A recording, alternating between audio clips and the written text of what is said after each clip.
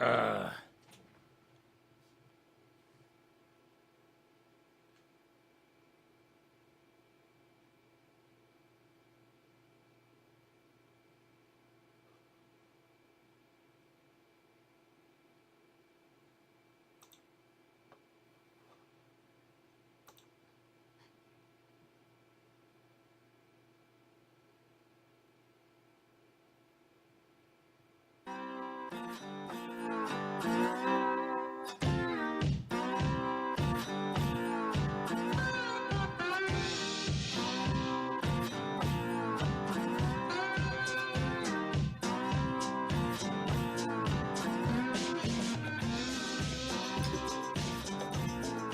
There's that funky slide guitar music that comes in every Monday through Friday live on the Evil Hippie Network YouTube. Check us out, subscribe. Time and I Newswire, Roy Blackert. You'll see my nice smiling, shining face. Of course, we'll join the mighty Met 1490 as we usually do at the bottom of the hour. Lots of stuff going on. Tax raising up the kazoo. Our California legislature is going to bend us over. They're going to say, grab your ankles and say, guess what's coming next, and you're going to love it.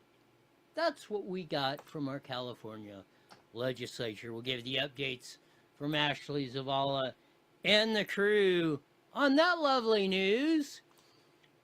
Seems like Republican senators are getting finked out from John Thune, the leader of the Senate and the Republican side, on down on how they're trying to quash the Save America Act, voter ID, same-day voting. On top of that, LA's trying to get illegals to vote in Los Angeles. Pick up on a lot more. Before we get to our lead story, Lauren Boebert, I'll get it out, says Major League Baseball is gay.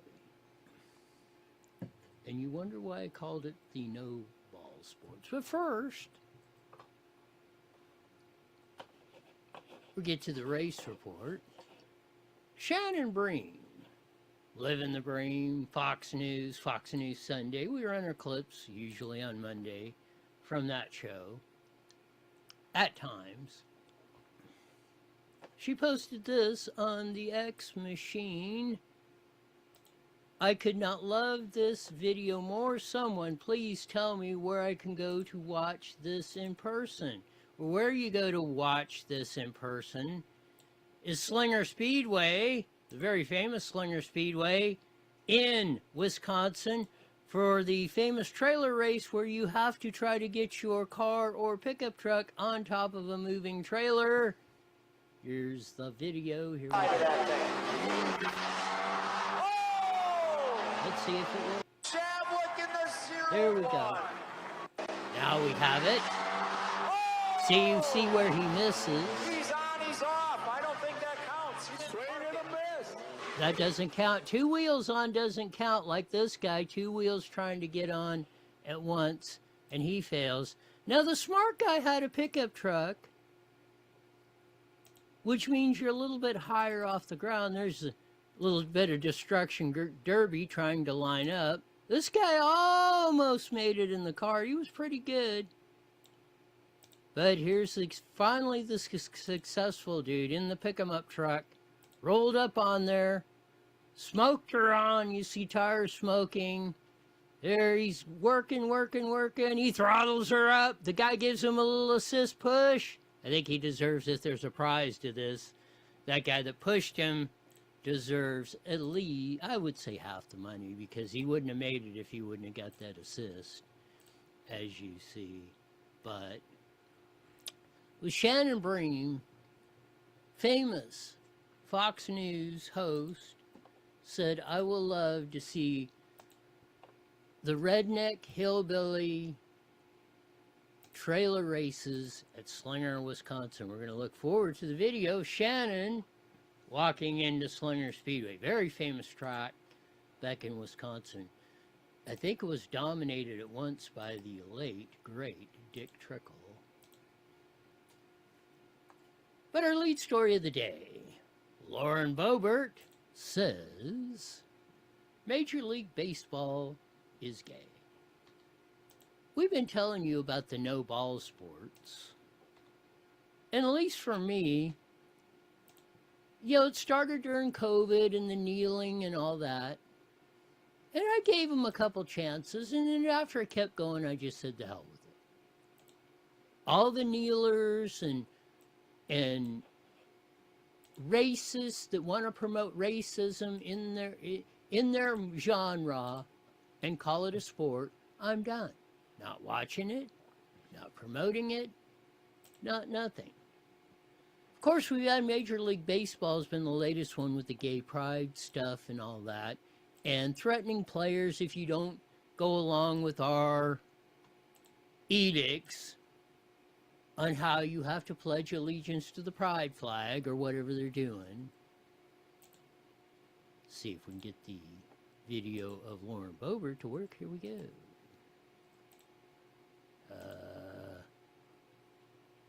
Not a single person of theirs identified the MLB is gay. Well, at least they keep pushing the LGBTQ agenda when not a single person of theirs identifies as anything but straight. The MLB isn't standing up for their players. They are pushing a woke agenda, and that ain't freedom. They are. Lauren Boebert is 111% right.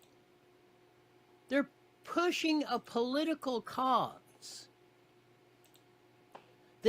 This whole 98.7% of the pride flag and the tranny stuff and all that has nothing to do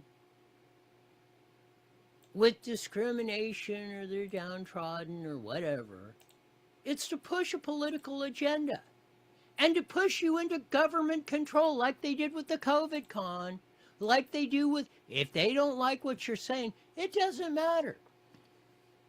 If you go up to your school board and say, it's probably not a good idea to keep the schools closed over this COVID con because you're going to damage kids, you're a racist. You're a homophobe. You don't salute to the pride flag. Here's more from Ms. Boebert. Attacking any player that disagrees with this agenda.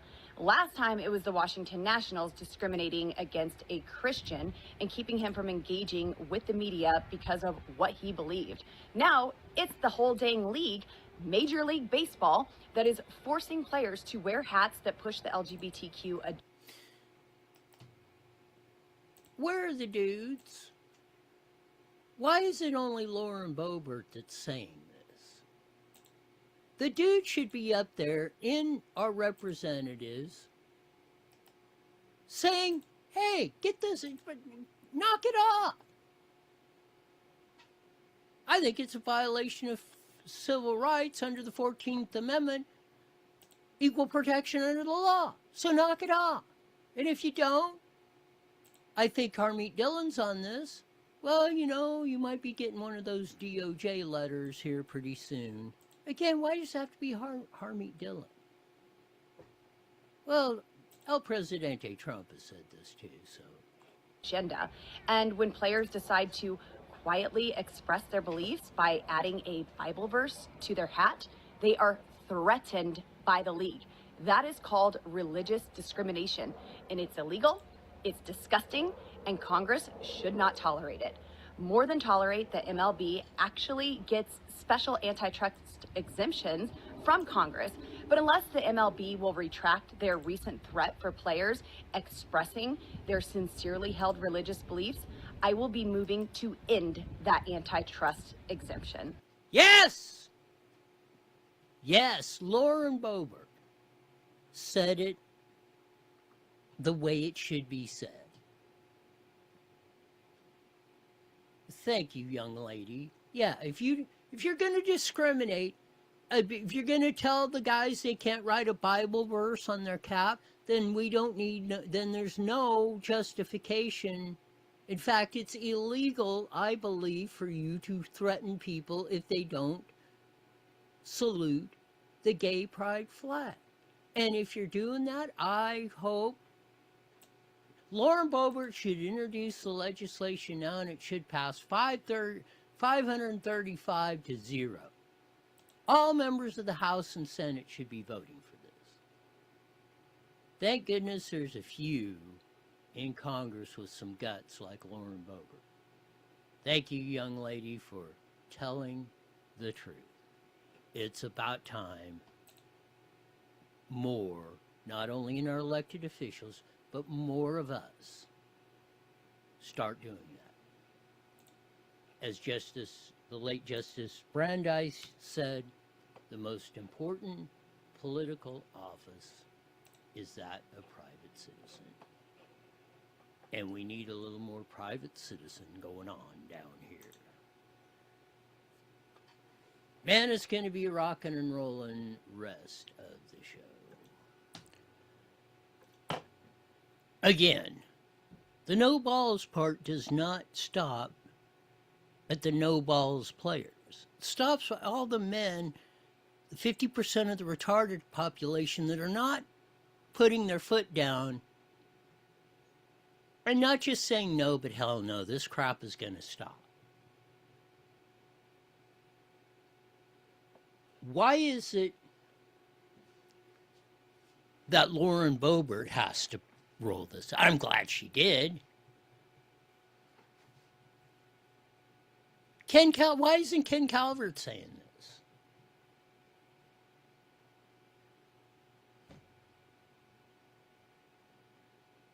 I mean, get with the freaking program.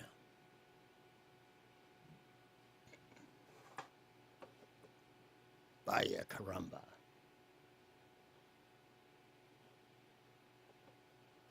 More fun and frivolity going on today.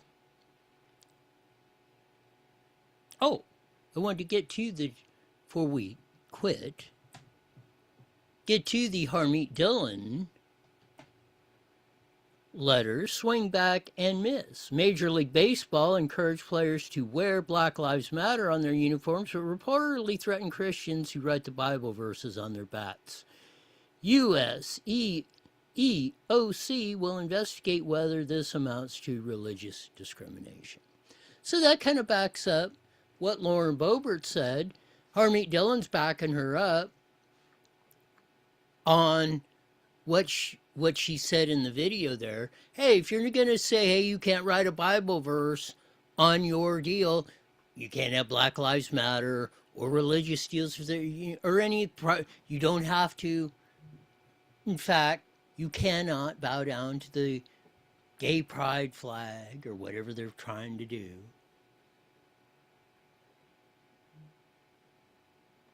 Good for Harmeet Dillon. And it's about time that we start cleaning this crapiola up. And not too soon. It cannot happen too soon. Senators Ron Johnson and Rand Paul are putting out there that the pardon of Anthony Fauci is not valid. So they're asking Donald J. and the Justice Department, under Todd Blanche, to open up investigations and potential prosecutions on Anthony Fauci over the COVID con. And I don't think any reasonable, even if you're an unreasonable person, I don't think no one at this point is going to stand up for Fauci. But Senators Ron Johnson and Rand Paul are getting with the program here. This isn't just the news challenge in court. Two top senators urged Trump's DOJ to prosecute Fauci despite the Biden pardons. Well, let's get on with it. Todd Blanche, file the case. If the pardons were illegal or invalid or whatever, Then start with the Fauci prosecutions today. Do not delay. Got to get a little Jesse Jackson in there.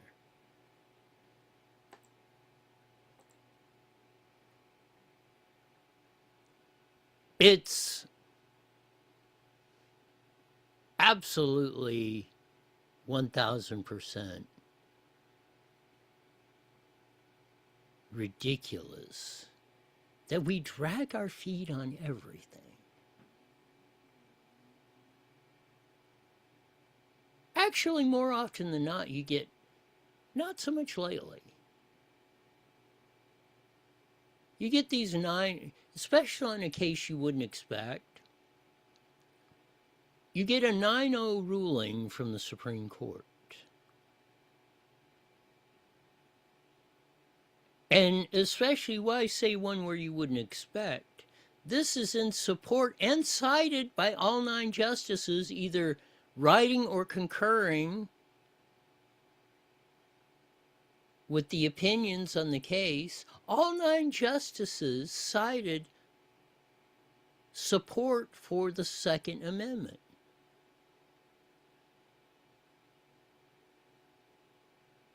The case was Heidemann versus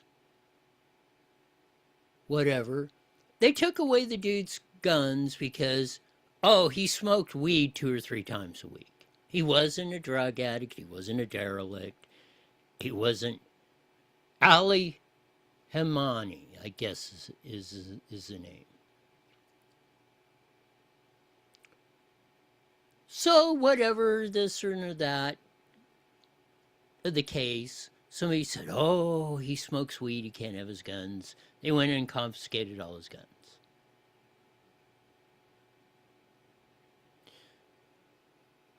So here's from the Supreme Court. In a unanimous Supreme Court delivered a stunning Second Amendment victory.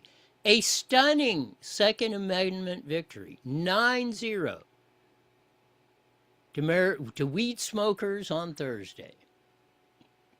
While drugs and guns can sometimes make for a dangerous mix, the court declared the Second Amendment protects the right of all Americans to keep and bear arms for self-defense. All Americans include those like Ali Hermani, who the court wrote uses marijuana a few times a week. At issue in the United States versus Hermani was the constitutionality of a federal law making it a felony for a person who is addicted to or unlawful user of a controlled substance to possess a gun. The court held it was not, in a unanimous opinion written by Justice Neil Gorsuch. One of the key points is the court declared the Second Amendment protects the rights of all Americans to keep and bear firearms for self-defense. Ketanji Jackson Brown voted for this. Sotomayor, Kagan, Johnny Roberts, Amy Barrett,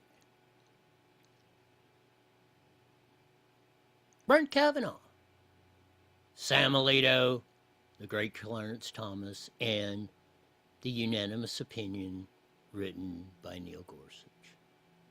The Second Amendment protects the right of all Americans to keep and bear firearms for self-defense.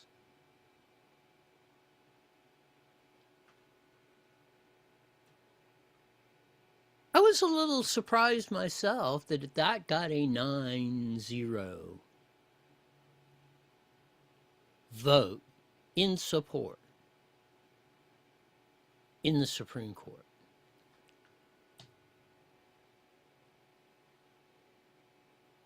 We got it. I'm saying this week, the past week, which summertime, the official kickoff of summer will be Sunday, June 21st. And what's stuff that's been happening the past week? Man, it just seems like we're on a roll. Gas prices are coming down. Looks like we're out of the Iran deal. Hopefully, we'll have the economy recovering. Hopefully, we can get people focused on these elections coming up in November, from your sewer cleaning commissioner to the Congress of the United States.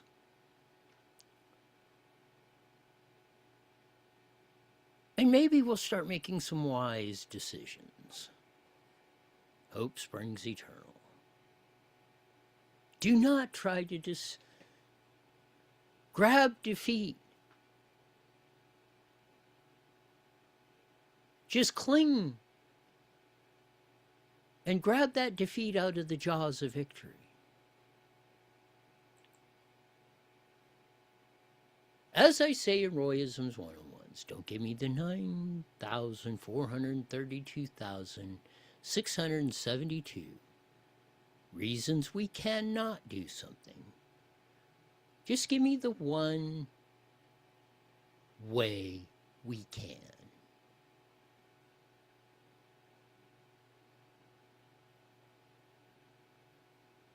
Sometimes it's just, you sit around and discuss and you get just wrapped up in the negativity of everything. And that's part of the plan. Create chaos and then walk in with the solution. Well, usually at that point, if that's the perspective, that's the tenet of any tin-horn dictator, communist, world tyrant. You can boil it all right down to that. They create chaos and then they walk in with the solution. I will fix it.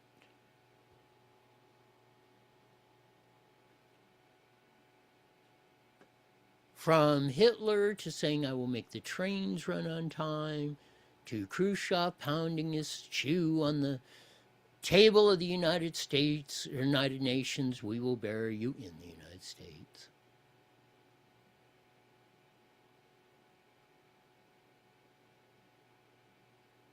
To Mao, we will take you over, we will outpopulate you and take over the world.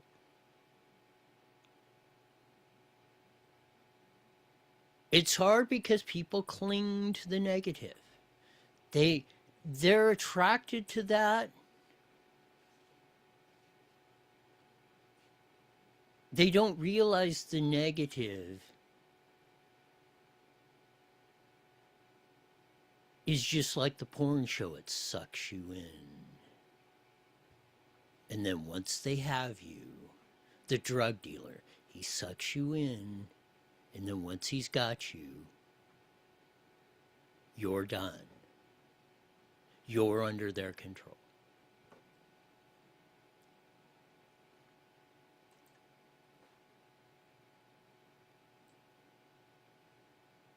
And that's what's really, really sad. Just like this, 80-20 minimum. 80-20 issue.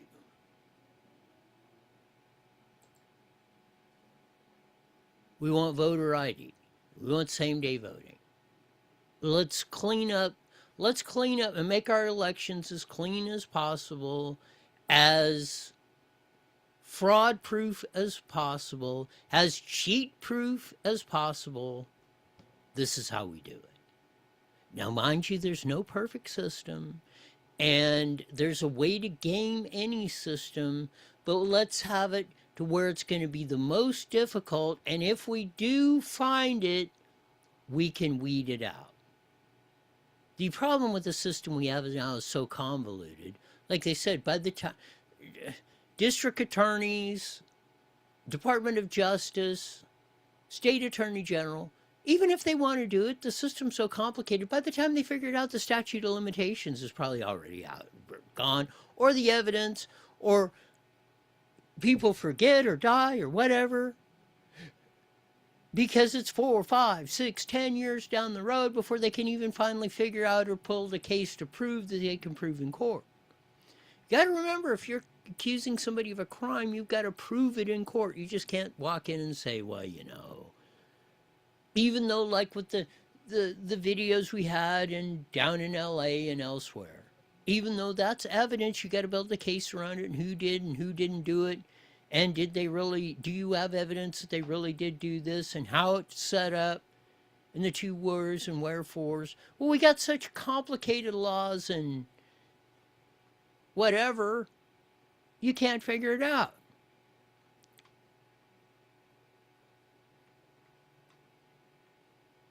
So this article is in Raw Story. GOP luncheon turns nasty over voter ID bill. Say it ain't so, Joe. It's by David Edwards in Raw Story. Republican senators reportedly ganged up on Senator Mike Lee. Mike Lee, he's just been doing yeoman's work. I mean, he's been leading the charge, and that's putting mildly, to get the voter ID law passed nationwide and through the Senate. In a closed-door Republican lunch Wednesday over his push to keep the Senate in session until the voter ID passes, Senator John Cornyn.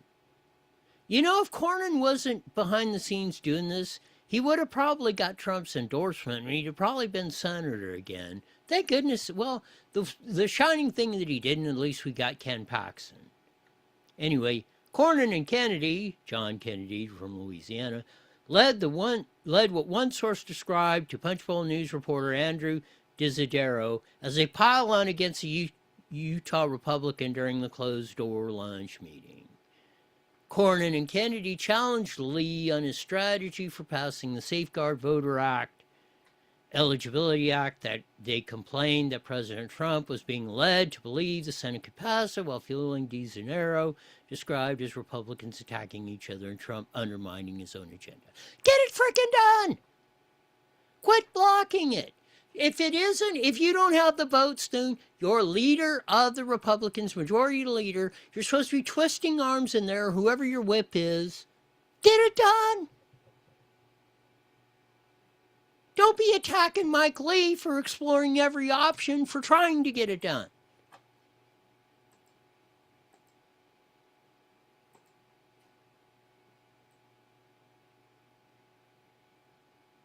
This is from Ashley Brassfield in the Daily Caller via AOL.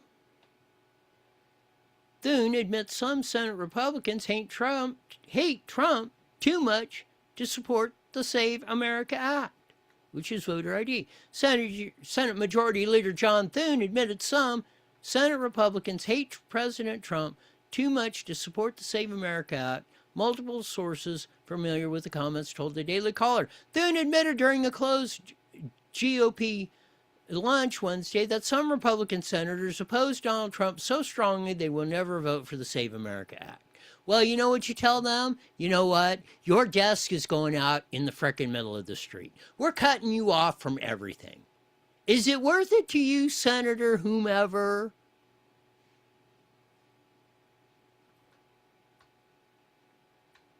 Lindsey Graham?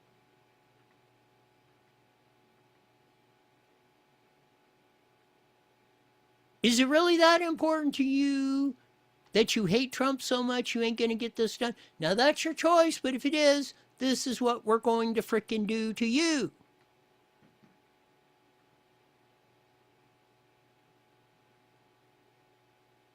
Utah senator appeared on Fox News, The Ingraham Angle, on Tuesday, where former White House Press Secretary Kayleigh McEnany asked whether there was a path forward to the re-election integrity bill. Yes, there is, Kayleigh, and I respectfully and very strongly disagree with my colleague from South Dakota on that, which is Thune, Lee replied. Hey, just get it done. We're tired of hearing all this machinations. I don't care. Nuke the filibuster. Get JD. Kick Thune out and have JD run the frickin' Senate. I don't care how you do it. Just do it.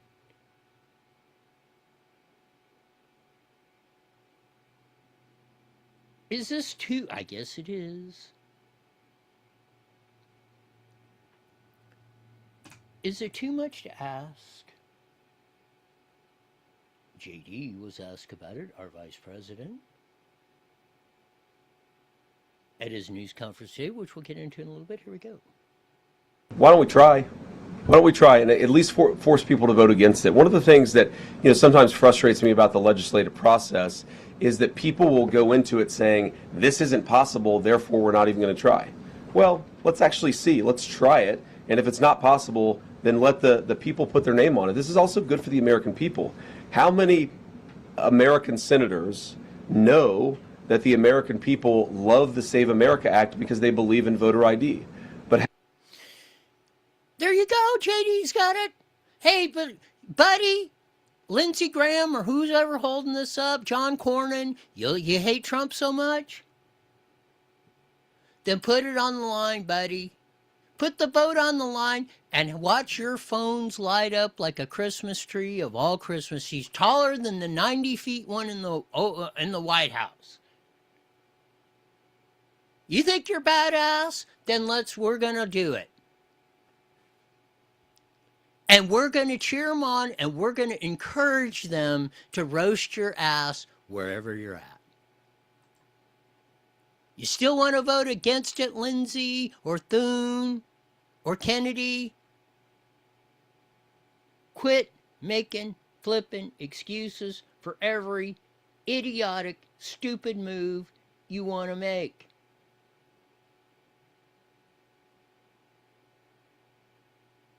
On top of that, this one's absolutely fabulous. In LA, they want to have illegals vote, which is probably constitutionally, the California Constitution says you have to be a citizen and 18 years old. Well, they're doing it up in San Francisco. First it was city council and school board, then they've blown it back to school board.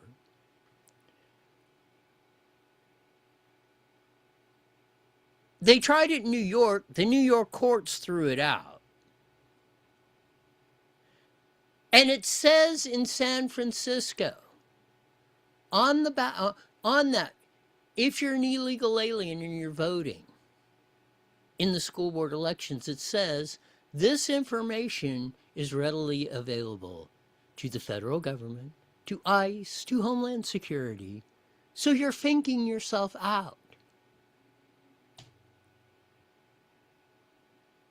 In one respect, if they go, and it passed 10-5, 2/3 of the LA City Council voted to let illegals vote in their city council and school board elections in the city of Los Angeles. Fine.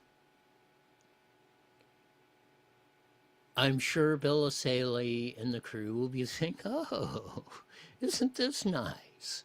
We even got addresses and knowing where they're at. Especially if you actually do vote.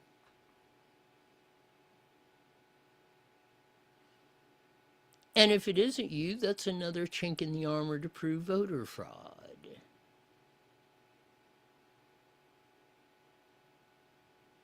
The law of unintended consequences.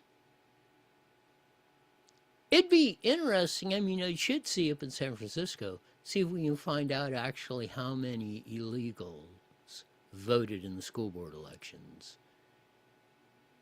in San Francisco. That would be very interesting. 40 seconds, 40 seconds. Of that. We'll pick up on some of this and more in a few seconds, as Jesse has said. But yeah, the irony of this, the illegals will be thinking themselves out by registering to vote. Doesn't get any better than that. Oh man, it's going to be more fun the rest of this half hour. 5 seconds. Here we go. Friday. Phone app today. IE Newswire Daily is on the air. The following is a paid program. Views and claims expressed are those of the program producer and are not endorsed by this station. Opinions expressed are not necessarily those of radio station KMET, its management, employees.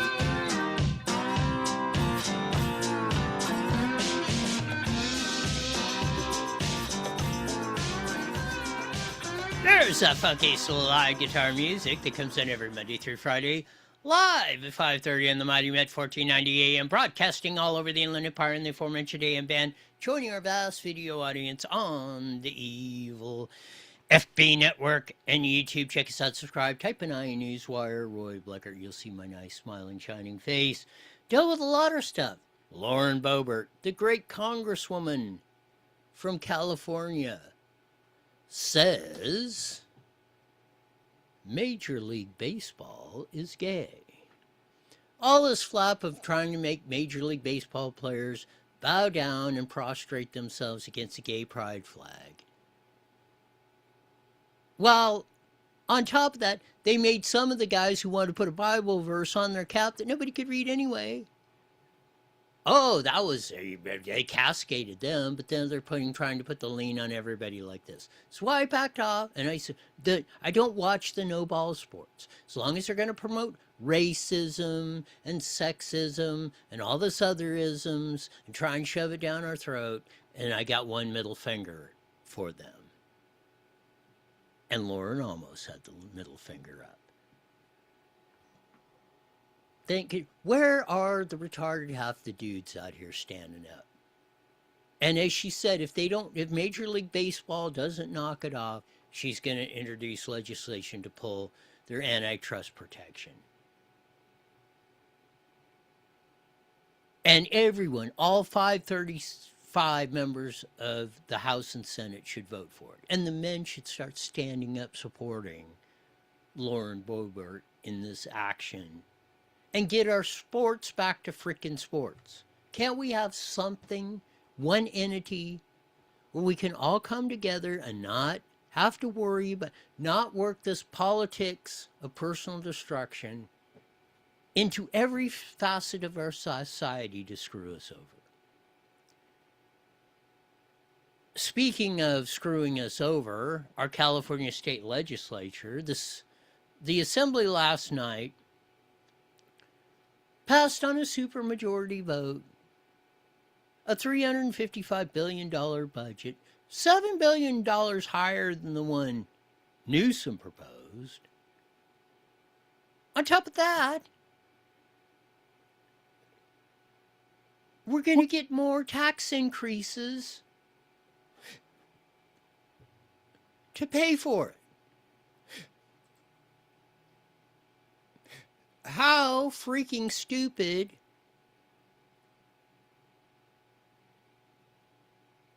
are we going to be? Ashley Zavala's reported, because she was live tweeting it, it's past the assembly now, it's in the Senate. Senator Calderon says we have to have a stable tax system to pay for the needs of the state. This is absolute responsibly budgeting for the future of California. Yeah, passing a budget with a structural deficit, you moron. Highest budget, you can't contain the cost. It's been going on 50% higher than when Newsom walked in 8 years ago, and I don't remember when you did, but probably about the same time. Responsibly budgeting? Stick that where the sun don't shine. Scott Wiener, well, no one likes paying taxes, but they are essential for government services. We're not TK frickin' students, and they could tell you that anyway. What we want is value for our dollar, as in, if we're going to have the highest taxes on gasoline in the freaking country by a gazillion, then we want the best roads. You know, the best roads are in the red states. The worst roads are in the blue states. Texas, Florida, roads are like nothing you can believe. New York, New Jersey, California, worse roads, most tax money going in. So stick it, Scott Wiener and Calderon. Budget Chair Laird notes right now the state's tax applies to software on disk and digit software that, they're gonna run a tax on all of you that are addicted to the 3x5 screen. You're going to get screwed. They're going to take more money out of your wallet and give it to someone else. Mainly a vagrant who's going to poop in the street and take that $1 million studio apartment you bought him and trash it.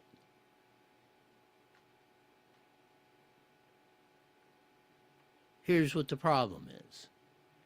Well, let's blow her up.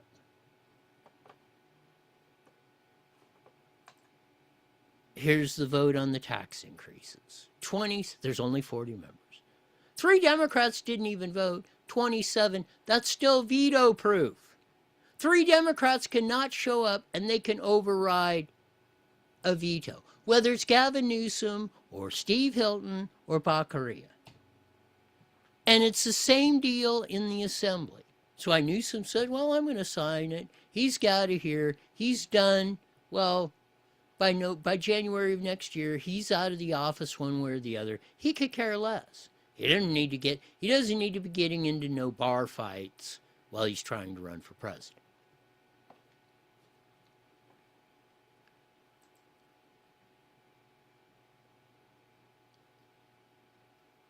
This is where we're screwed, glued, and tattooed. We pay $180,000 per prisoner. The next highest in New Jersey is $82,000. We have closed and got rid of almost half.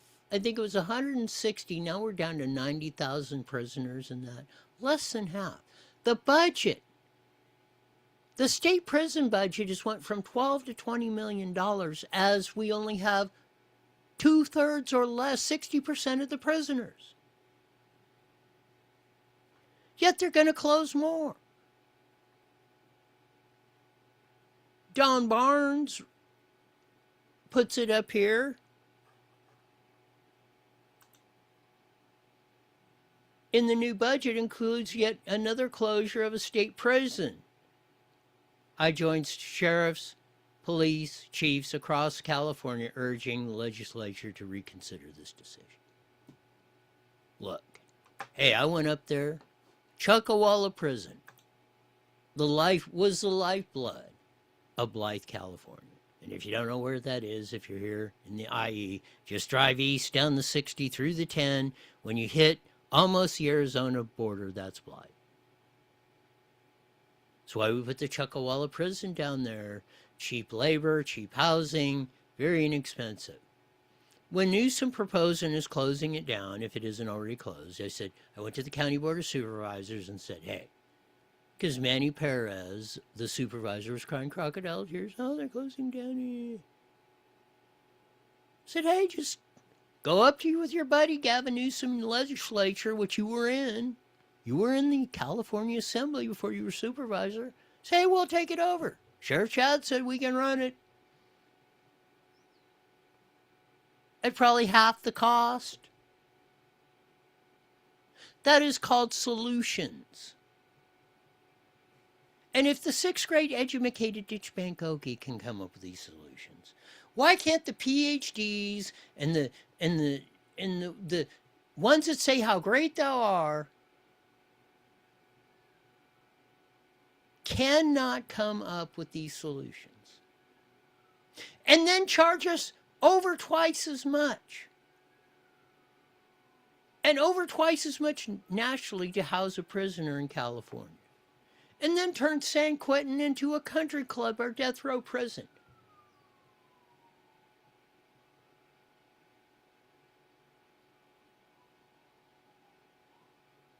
Hey, maybe we can form a JPA with Barnes in Orange County, Shannon Dykes,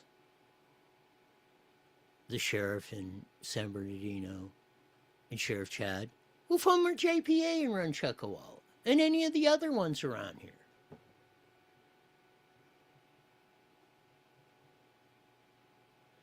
Well, that's what I said. I said, hell, we'll take him in for 90 grand, half of what you're doing. Hey, our counties only cost us about $60,000 to house a county prisoner. So it's 50% more. I get it. It's a little more, got a rougher crowd. I get it. We can do it for half.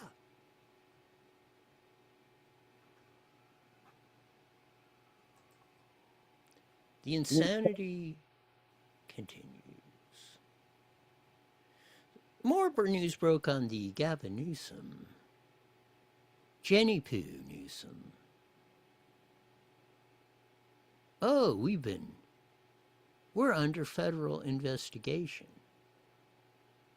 Possibly because of $347 million in behested payments that were either extorted or went to Jenny Poo by her husband as lieutenant and governor over the last 16 years.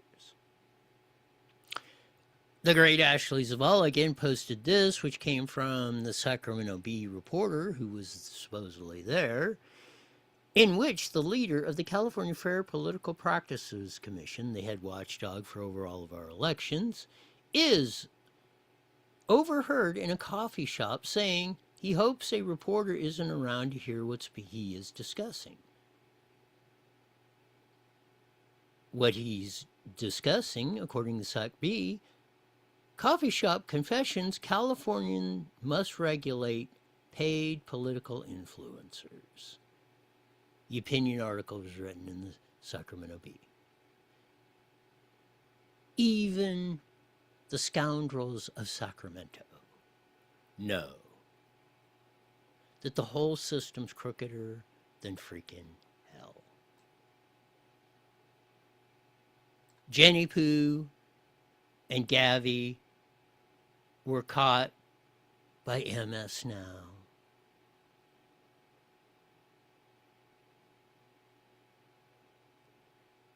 And Jenny Poo totally tried to deflect. And Gavin Newsom tried to stand up.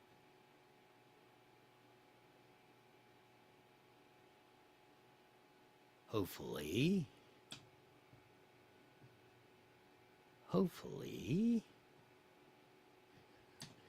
here we go. They're just incredible role models, and their values are American values, and we need to revive those and provide hope to everybody. We heard from the governor, but we haven't heard from you yet about this investigation. What do you want to say? I'm just so grateful for this inspiration and leadership. I'm just so grateful for this.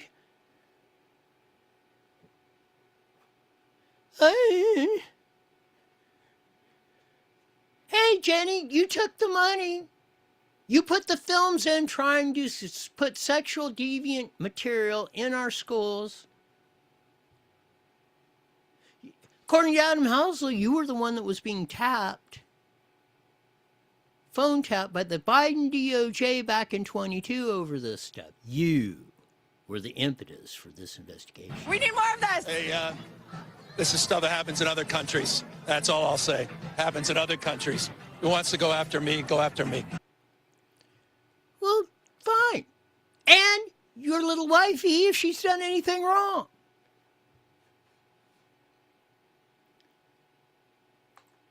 As Adam Housley has reported, and he's been on, when he was, I think he was still working for Fox News, now he's an independent reporter. He's been reporting on this for a long time. I think Adam Housley's the first one to start digging into this, or start reporting on it. That Jen Van Laar, Susan Crabtree, Katie Grimes, and Susan Shelley have all done yeoman's work on this thing too, over the years. I think Housley's probably at least got the longest frame of reference on this. And you can't tell me that Javier Baccaria didn't know that there was a scheme cooked up by Dana the Hammer Williamson, who was Newsom's chief of staff at the time at the governor's office. And McCluskey, Javier Baccaria is getting appointed secretary from Attorney General, wants to take Sean McCluskey away from the chief of staff. The chief of staff over there pays less, so they could cut this scheme to take campaign contributions out of Bacaria's account and pay Sean McCluskey. Now, Dana Williamson and McCluskey and one other have pleaded guilty to this. Now, how the hell do you think? So, Bacaria goes to McCluskey and says, hey, I want you to be chief of staff to Washington, D.C. McCluskey looks, well, okay. Let's say he's making $250K a year as chief of staff, as his chief of staff at Attorney General's office in California. Well, okay, probably. What's the first question coming out of anyone's mouth? Well, how much is you're thinking, well, federal HHS chief probably pays more. Well, how much does it pay? You're thinking, well, maybe I'm going to get bumped up to 300 or whatever. Oh, well, this only pays 175. So you want me to take a $75K pay cut? I don't think so.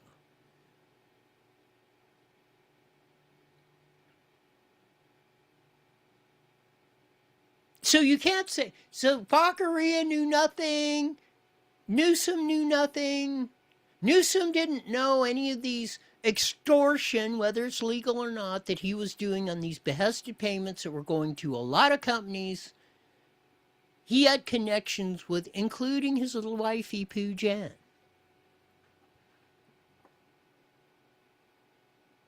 Word on the street is Gavin Newsom has never been this panicked in his entire life.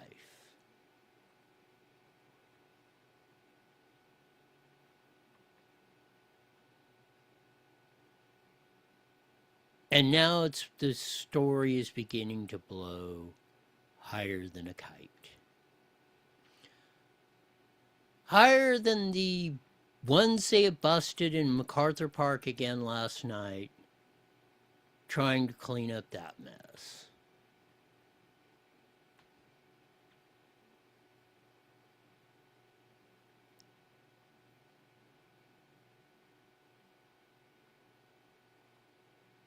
It's absolutely 1,000% criminal.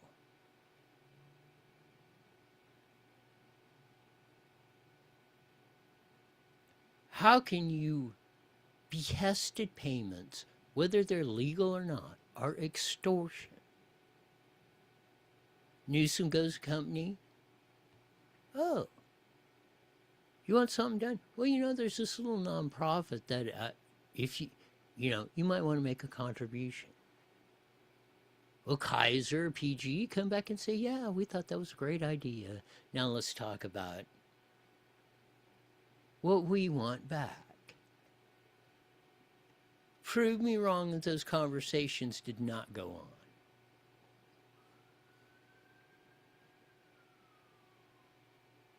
Because that's a conclusion any reasonable, even any unreasonable person is going to come to in their head.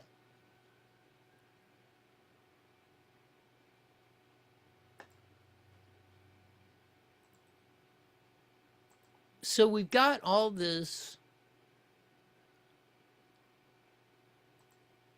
moronic stuff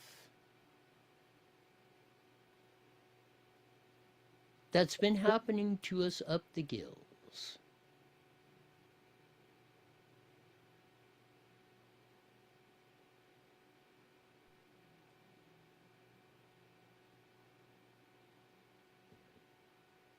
And it's just like this. It's switching gears a little bit. We talk about this whole Iran-Iraq deal.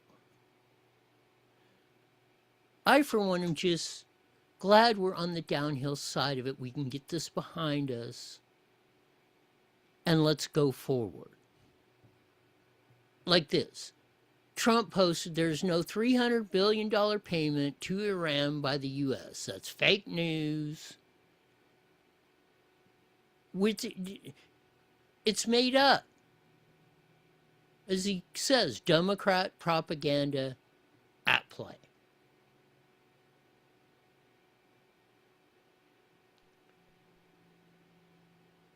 Here's JD at the White House laying out the parameters of the deal. Here we go. First of all, the two big differences are not even in the substance of the deal itself, but something I said earlier are, number one, the Gulf Coast Coalition loves this deal because they think that it makes Iran weaker. They hated the Obama deal because they thought that it made Iran stronger. They know more about this, and they have more to lose than anybody, including the United States of America, so I trust their judgment. The second thing is where the deal came from. You have to remember, in 2015, Iran had built a sophisticated nuclear weapons program with a nuclear weapons stockpile. So the perspective that we came at as the United States was, you already have a really nice nuclear program, we're going to bribe you with American money in order to stop it. Our perspective and where we're coming at it is, we already destroyed your nuclear program. And so if you promise and show verifiable pathways to not rebuild it, then we're willing to give you some sanctions relief and things like that. So it's a fundamentally different perspective. Now, there are all these substantive differences as well. The Obama nuclear deal allowed enrichment. Ours will not. The Obama deal allowed the accumulation of stockpiled weapons-grade material. Ours is actually leading to the destruction of that stockpile of enriched material. So there are many differences. The Obama deal gave them over $1 billion of American money. This deal gives them $0 of American money. So a lot of substantive differences, but I think the most important differences are where we're coming at it from a position of strength and the fact that our Gulf Coast partners love this deal. The way I look at it, if Mark Levin and Lindsey Graham and the crew are pissed off about it, then it must be a pretty good deal for the American people.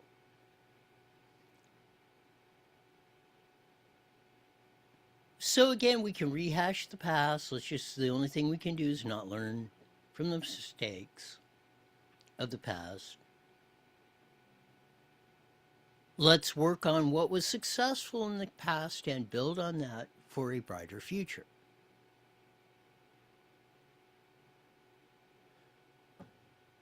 Things can be extremely simple. And most are. It's people that make them very complicated.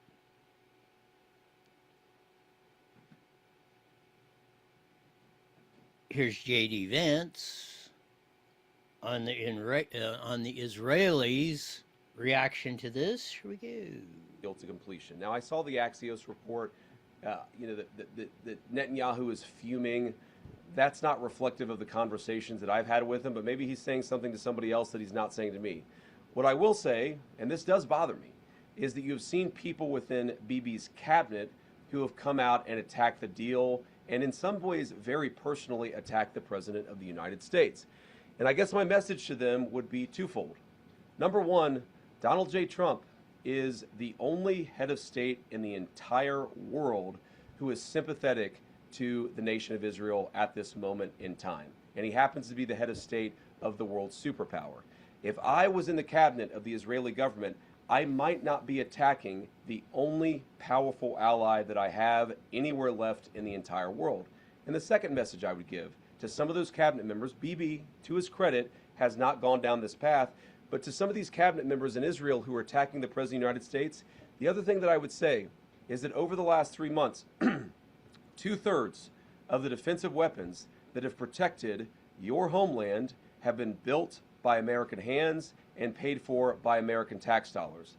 The problem for Israel is not Donald J. Trump. And anybody in Israel who thinks their biggest problem is the President of the United States needs to wake up and smell the reality of the situation that country is in. Thank you all. So I get JD's trying to be nice. He's not trying to cause a world scene. Even though he's the only, like he said, he's the only cabinet member Donald J. cannot fire. That would have to be, actually, so the Senate of the United States is the only one that can fire J.D. Vance through a removal of office, a 2/3 vote. But he's being nice, but he's kind of sending a backhanded deal. Or criticism. Whether Bibi's not saying it himself, is his cabinet is saying it, either he should be firing or saying, no, his cabinet was wrong, because if he's letting it stand, tacit agreement, he's agreeing with it. So I was glad JD stood up and said, hey, we're not doing, and I've been not quite, I don't believe the whole, oh, Israel's running the U.S. That's preposterous. So, in these situations and for why and whatever reason everything's happened, and again, I said when they started this, they better have a plan for the Strait of Hormuz. And I'm no big foreign policy expert or guy, but again, you can't put the genie back in the bottle. What we can do is move forward. If we get this stuff out, we're done with it. And again, I think they should adopt the Roy foreign policy. Hey, you guys, we're drawing a fence around your whatever, Mideast. You guys can play, and you guys want to play and attack each other or shake hands or get along or whatever. Fine and dandy. You're not blocking the waterways. You're not blocking access. And if you attack us, we're just going to level everyone. We're going to make a complete sand desert park out of everything over here. So do what you want, but this is what's going to happen if any of you get out of line for any reason. And then let the chips fall where they may. See how simple everything can be? As I said, it's only humans that make this more complicated. That'll do it on this Practice Friday for today, but it's mandatory you're back here in 23 hours wide. You're the best darn show in the whole wide world. Until then, see ya. All right, have a great night. You got it.